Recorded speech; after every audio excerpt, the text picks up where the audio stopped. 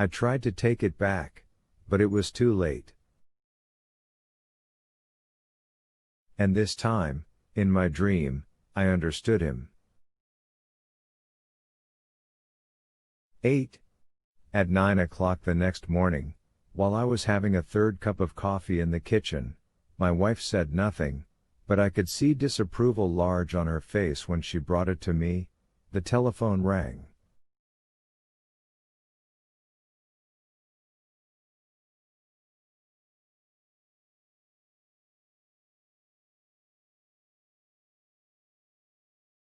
I went into the parlor to take it, and Central told someone that their party was holding the line.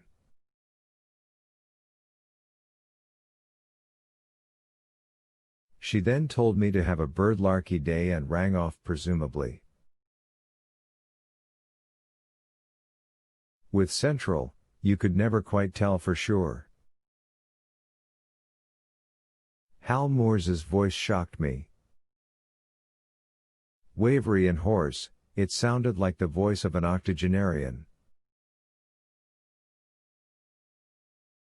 It occurred to me that it was good that things had gone all right with Curtis Anderson in the tunnel last night, good that he felt about the same as we did about Percy, because this man I was talking to would very likely never work another day at Cold Mountain.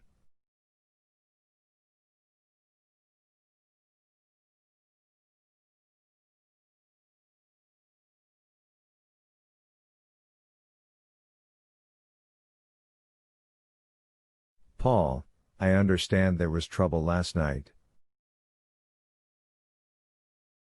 I also understand that our friend Mr. Wetmore war involved. A spot of trouble, I admitted, holding the receiver tight to my ear and leaning in toward the horn, but the job got done.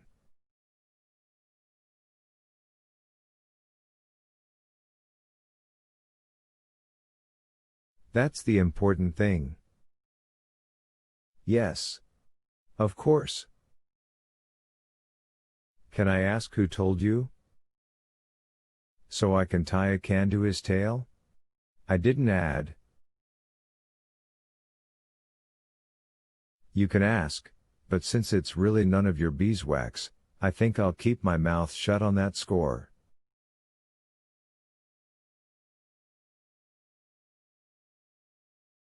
But when I called my office to see if there were any messages or urgent business, I was told an interesting thing.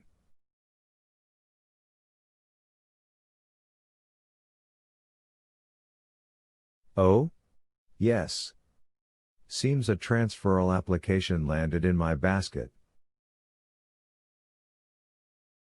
Percy Wetmore wants to go to Briar Ridge as soon as possible. Must have filled out the application even before last night's shift was over, wouldn't you think?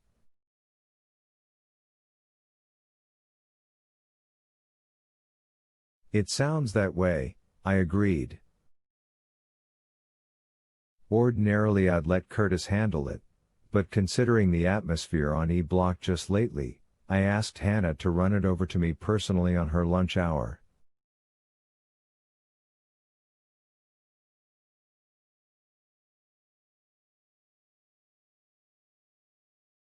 She has graciously agreed to do so.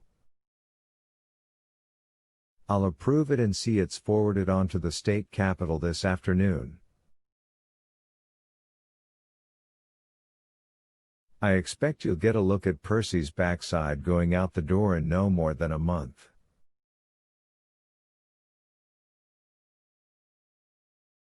Maybe less. He expected me to be pleased with this news, and had a right to expect it. He had taken time out from tending his wife to expedite a matter that might otherwise have taken upwards of half a year, even with Percy's vaunted connections.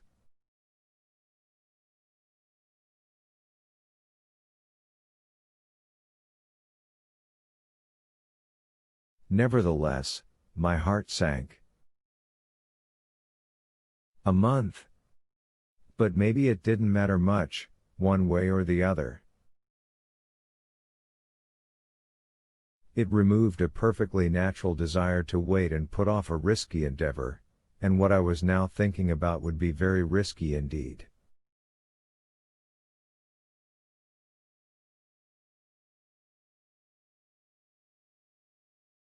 Sometimes, when that's the case, it's better to jump before you can lose your nerve.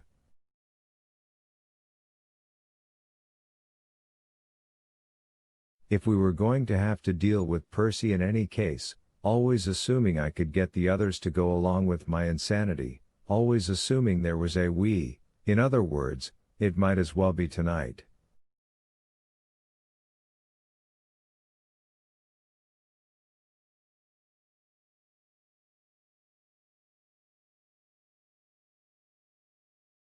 Paul? Are you there?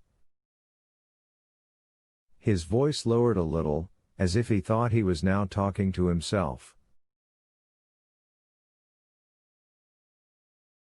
Damn, I think I lost the connection. No, I'm here, Hal. That's great news. Yes, he agreed, and I was again struck by how old he sounded.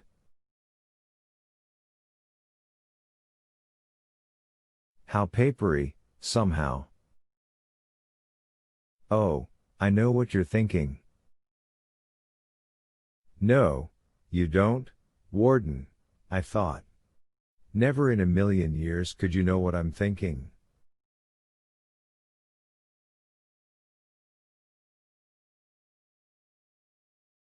You were thinking that our young friend will still be around for the coffee execution. That's probably true. Coffee will go well before Thanksgiving, I imagine, but you can put him back in the switch room.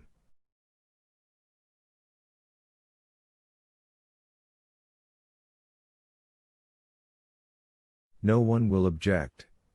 Including him, I should think. I'll do that, I said. Hal, how's Melinda? There was a long pause, so long I might have thought I'd lost him, except for the sound of his breathing.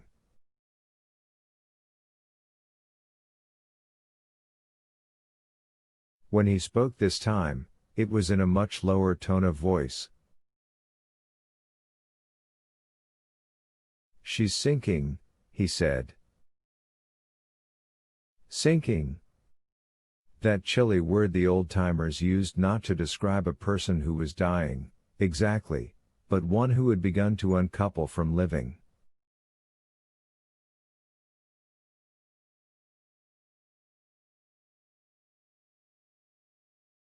The headaches seem a little better for now, anyway, but she can't walk without help, she can't pick things up, she loses control of her water while she sleeps. There was another pause, and then, in an even lower voice, Hal said something that sounded like,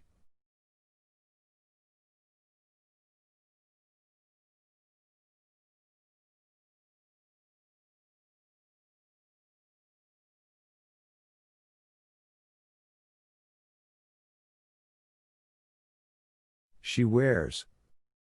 Wears what, Hal? I asked, frowning.